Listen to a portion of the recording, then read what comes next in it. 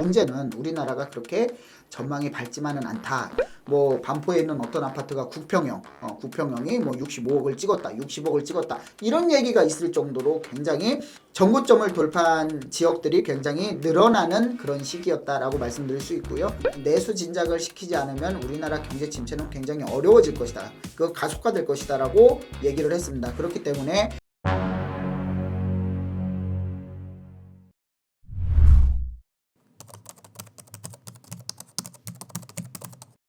안녕하세요, 이충민입니다. 지금 굉장히 혼란스러운 시대를 겪고 있습니다. 뭐 탄핵은 가결이 됐지만 앞으로 헌재에서 6개월 180일 이내에 탄핵을 인용을 할 건지 아니면은 기각을 할 건지 결정이 날 거고요. 빠르면 2달, 늦으면은 6개월 정도 걸리는데 앞으로도 이 정치적인 대립, 야당과 여당, 그리고 국민의 분열, 이게 지속될 것으로 좀 예상이 되기 때문에 가뜩이나 어두운 경제에 굉장히 좀 혼란스러울 거라고 생각이 되고요.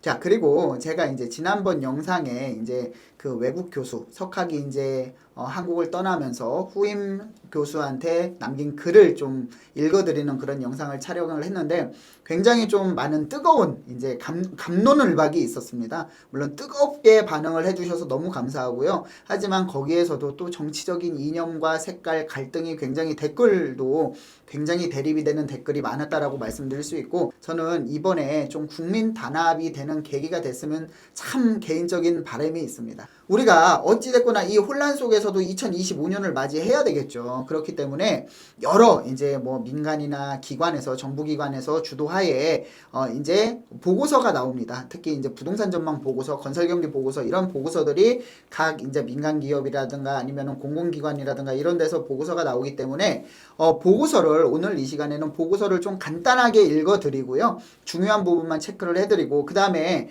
상단에 링크에 좀 걸어놓을 테니까 이 보고서는 한번 좀 읽어보실 필요가 있습니다. 그래서 이 보고서 이제 그래도 굉장히 뭐 석박사들, 굉장히 유명한 유학파들, 그 다음에 연구와 데이터를 가지고 과거 데이터를 가지고 미래를 전망하기 때문에 이런 것들은 내년에 이제 부동산의 시장 참여를 하던가 전망을 좀 예측하는 데 있어서 많은 도움이 되기 때문에 한번 링크를 걸어놓을 테니까 한번 좀 꼼꼼하게 읽어보시고요. 저는 유튜브 시간 관계상 좀 가장 간단하게 말씀드리고 또 결론을 팩트 있게 좀 말씀드리도록 하겠습니다. 하나은행 같은 경우에는요, 전망 주요 내용, 공급, 수요, 정책 측면으로 이제 구분을 했는데 저는 공급, 수요, 정책 측면은 다 빼고 전망 주요 내용만 좀 설명을 드리겠습니다. 왜냐면 이 뒤에 것까지 하면은 분량도 너무 많고요. 또 지루하고 또 뭐 뒤에 뭐 데이터나 그래프나 이런 것들이 많기 때문에 이런 것들을 압축해서 축소해서 함축해서 한 게 전망 주요 내용이다 보니까 이 부분을 좀 설명을 드리겠습니다. 25년 시장 전망을 살펴보면요. 차입 여력 제한에도 그러니까 대출을 제한한다라는 얘기입니다. 실수요자 매수 심리가 확대되면서 완만한 상승세를 전망한다.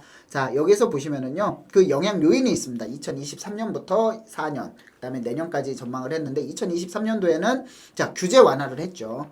그리고 정책 모기지 공급, 그다음에 정책 자금 대출을 말하는 겁니다. 뭐 신생아 대출이라든가 뭐 보금자리 대출이라든가 이런 여러 가지 뭐 다자녀 가구 대출이라든가 내 생애 최초 주택 대출이라든가 이런 여러 가지 정책 자금 대출을 말하는 거고요. 그다음에 매수 심리가 회복돼서 거래량이 증가했죠. 영끌족이 다시 늘어나는 시기였다. 하반기 2023년 하반기에는 자, 그리고 24년 올해를 살펴보면은요. 금리가 인하가 됐죠. 기준금리가 2회 0.5포인트가 인하가 됐고요. 그 다음에 스트레스 DSR 2단계 적용이 됐습니다.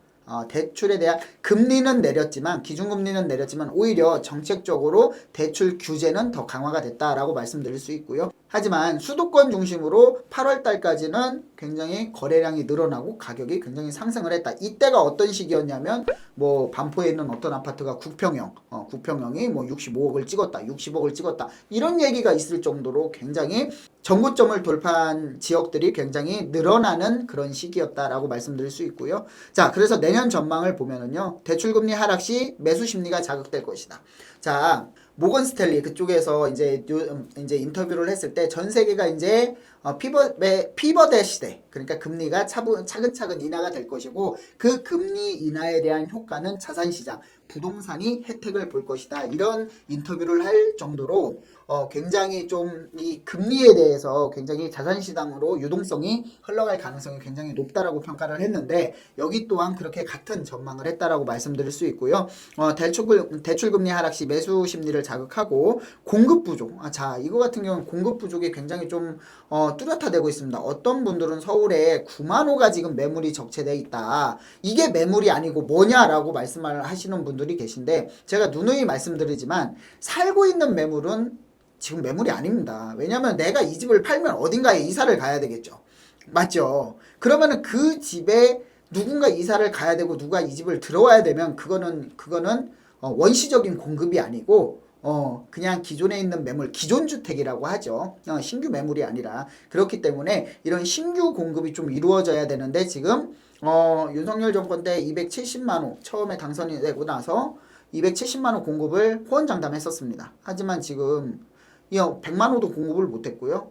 그리고 앞으로 이 정책들이 계속 유지가 될 가능성이 거의 희박해 보입니다. 제 개인적인 생각으로는요. 그렇기 때문에 공급의 부족은 조금 많이 심해질 것이다 라고 예측을 했고요. 물론 이 공급만 부족하다고 무조건 가격이 올라가는 건 아닙니다. 시장들이 더 힘들거나 하게 되면은 유동성이 더 줄어들고 시장이 더 힘들고 이렇게 되면은 또 이제 뭐 공급이 부족하다라고 해도 안 움직이면 되니까 그런 경우가 있는데 일단은 시장 전망은 이렇게 했다라고 볼 수 있고요. 자, 그래서 키워드를 살펴보면은요. 수요자 차입 여력이 축소되고 그 다음에 공급 부족 영향이 확대됩니다. 그리고 그렇기 때문에 똘똘한 한 채 선호가 높아질 것이다. 이렇게 하나은행에서는 이렇게 이제 2025년 전망을 했습니다. 자, 이 링크는 제가 상단에 올려놓을 테니까 한번 읽어보시기 바랍니다. 자, 이어서 기업은행 2025년 보고서를 설명드리도록 하겠습니다. 자, 기업은행 보고서는요, 부동산만 똑 떼가지고 이렇게 본 것이 아니라 이제 경제 전망,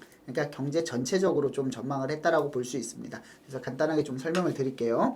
자, 경제 전망을 살펴보면은요, 경제 환경, 산업 환경, 중소기업 환경 이렇게 세 가지로 구분을 했고요. 자, 경제 환경이 우리가 뭐 부동산에 대해서는 굉장히 중요하죠. 물론 중소기업 환경에 대해서 수출이라든가 이런 것들 여러 가지 이제 내수라든가 이렇게 직결되어 있지만 그래도 가장 큰 전망 같은 경우엔 경제 환경이기 때문에 한번 살펴보도록 하겠습니다.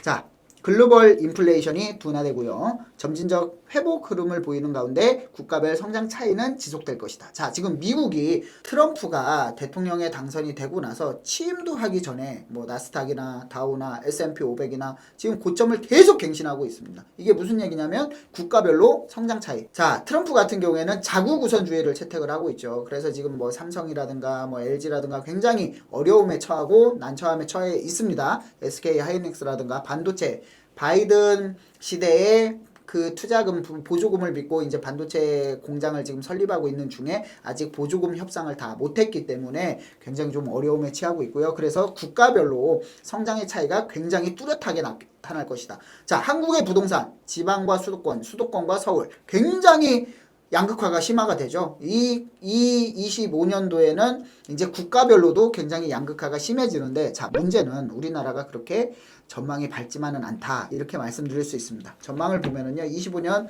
세계 경제는 물가 안정 및 물가 안정은 어느 정도 됐다라고 평가를 하고 있습니다. 대부분 물가 안정이 2%인데 2% 이하로 세계적으로 좀 떨어지고 있고요. 물론 인플레이션이 워낙 심한 뭐 아르헨티나라든가 이런 뭐 트리키에라든가 이런 나라들 제외하고는 물가 안정이 어느 정도 와 있다라고 볼 수 있고요. 통화정책 전환을 기반으로 완만한 성장세를 유지하겠으나 트럼프 당선에 따른 글로벌 불확실성 확대가 하방 리스크로 작용을 할 것이다. 이렇게 평가를 했습니다.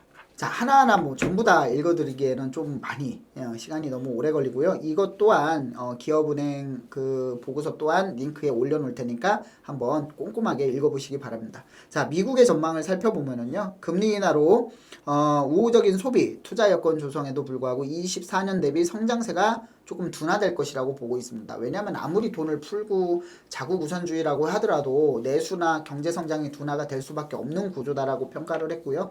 트럼프 정부의 자국 우선주의 기조에 따른 물가 재상승 가능성 등 경제적 불확실성이 증대되고 있다. 이렇게 평가를 했습니다. 자, 중국 같은 경우에는 부동산 침체라든가 그 다음에 무역 전쟁, 트럼프의 이제 관세 폭탄 이런 것 때문에 굉장히 좀 어려움을 겪을 것으로 예상을 하고 있고요. 일본은 설비 투자나 이런 것들이 이제 회복은 조금 될 것으로 예상을 하지만 수출은 증가할 전망이나 트럼프 정부의 관세 정책 등이 지금 뭐 아무리 뭐 우방국이라고 해도 하물며 캐나다에 가가지고도 캐나다에다가도 관세를 25% 관세 폭탄을 던지겠다라고 했기 때문에 바로 뭐 캐나다 총리가 미국으로 달려가지 않았습니까? 자, 이런 부분 때문에 뭐 이건 우방이건 적군이건 없습니다.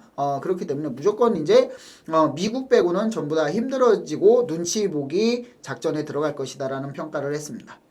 자, 그래서 요 국내 총괄을 좀 살펴보면은요, 수출 증가가 성장을 뒷받침하고 있으나 더딘 내수 회복으로 부분간 격차가 지속할 것이다. 자, 우리나라 같은 경우에는 얼마 전에 11월 달에 이제 금리 인하를 단행을 하면서 굉장히 어려운 얘기를 했죠. 내수 진작을 시키지 않으면 우리나라 경제 침체는 굉장히 어려워질 것이다. 그 가속화될 것이다라고 얘기를 했습니다. 그렇기 때문에 이런 부분에 있어서 내수 회복이 많이 더디고 특히 자영업자 대출이나 연체율이 굉장히 높아지고 있기 때문에 이 부분에 대해서는 상당히 좀 위험한 수준이다. 고려를 해볼 필요가 있다라고 말씀을 드릴 수 있고요. 전망을 살펴보면은요, 25년도 국내 경기는 완화적 통화정책 등에 힘입어 완화적 통화정책, 그러니까 금리를 좀 몇 번 내릴 수 있다라는 겁니다. 이제 많은 전문가들이나 이제 정책 전문가들, 금리 전문가들이 이제 한 3번 정도는 인하 가능성이 있다 이렇게 얘기를 하고 있습니다. 그렇기 때문에 지금 기준금리 3%인데 이제 좀 한 3번 정도 내리면 2.25%까지 하방 압력이 있다라고 말씀드릴 수 있고요. 이런 통화정책, 완화적 통화정책 등에 힘입어 내수 부진이 다소 완화될 것이다. 금리를 내리는 이유는 하나입니다. 이자 부담을 줄이고 그 다음에 유동성 공급을 확대해가지고 내수를 촉진하겠다라는 이유가 정확히 있는 겁니다. 이거는 뭐 경제 교과서에서도 나와 있는 가장 기본적인 내수 촉진 정책이기 때문에 그렇다라고 말씀드릴 수 있고요. 글로벌 교역 불확실성 확대 등으로 수출 증가세가 둔화하며 성장폭이 축소될 것이다. 그래서 우리 경제 성장률 같은 경우에 전망이 굉장히 좀 어둡습니다. 지금 보면은 2025년도에 전부 다 이제 2%대죠. 가장 낮은 거는 2.0%, 그 다음에 가장 높은 거는 2.2%. 그래서 그래도 다행인 게 이제 실질 경제 성장률이 이제 1%대로 아직 안 들어왔다라는 거는 그나마 다행이긴 하지만 근데 지금 뭐 여러 가지 이슈 때문에 1%대로 들어갈 가능성이 더 커졌다라고 말씀드릴 수 있고요. 그렇기 때문에 내수에 대한 걱정, 그래서 금리 인하가 조금 더 빨라질 수 있다 이렇게 말씀드릴 수 있습니다. 자, 지금 보고서 3가지를 핵심만 이렇게 간단하게 이제 뭐 스치듯이 쓱쓱 설명을 드렸는데 굉장히 막 어수선하고 뭐 빠르고 뭐 무슨 얘기인지 모르겠죠. 근데 결국은 하나입니다. 결국은 시장 전망성이 약간 불투명하다. 하지만 공급은 부족할 것이다. 그렇기 때문에 신축에 대한 이 공급 부족으로 인해서 소폭 가격은 상승할 것이다. 이런 결론이 제가 봤을 때 이 보고서 3가지 보고서가 다 전부 다 내용이 비슷하지 않았나. 그래서 저는 이 생각을 했습니다. 이 보고서 저는 꼼꼼하게 몇 번씩 읽어봤거든요. 이런 생각이 어떤 생각이 했냐면 한해은행이 제일 먼저 나왔습니다. 그래서 기업은행, 그 다음에 NH투자증권 뭔가 좀 이렇게 갖다가 이렇게 보고서를 참고자료로 좀 쓰지 않았나 이런 생각도 좀 해봤고요. 그렇기 때문에 하지만 아까 오프닝에서도 말씀드렸듯이 지금은 이 보고서는 참고일 뿐입니다. 항상. 왜냐면은 정확한 답은 아니고요. 지금 뭐 또 시국인 만큼 부동산 얘기를 하는 것도 조금 어려운 상황이다라고 말씀을 드릴 수 있고요. 하지만 우리가 어떤 국민입니까? 우리가 실질적으로 IMF 극복할 때 금모으기 할 때 우리가 야당 여당 분열이 됐습니까? 다 같이 한마음 한뜻으로 금을 내오고 돌반지부터 시작해가지고 칠순잔치에 받은 반지, 팔순잔치에 받은 반지, 집에 있는 이런 것들을 다 가지고 나오지 않았습니까? 우리가 이 위기를 충분히 극복할 수 있다라고 생각을 합니다. 자, 그래도 2024년 연말이지 않습니까? 가까운 가족들과 친지들과 모여서 항상 행복한 연말을 보내시기 바랍니다. 자, 오늘은 이것으로 마무리하겠습니다. 감사합니다. 시청하시고 부동산 쪽에서 뭐든지 좋습니다. 그래서 궁금하신 부분이 있으면 댓글로 남겨주시면은 현실적으로 컨텐츠를 만들어 가지고 한번 촬영하는 그런 시간을 계속 갖도록 하겠습니다. 오늘은 여기서 마무리하겠습니다. 감사합니다.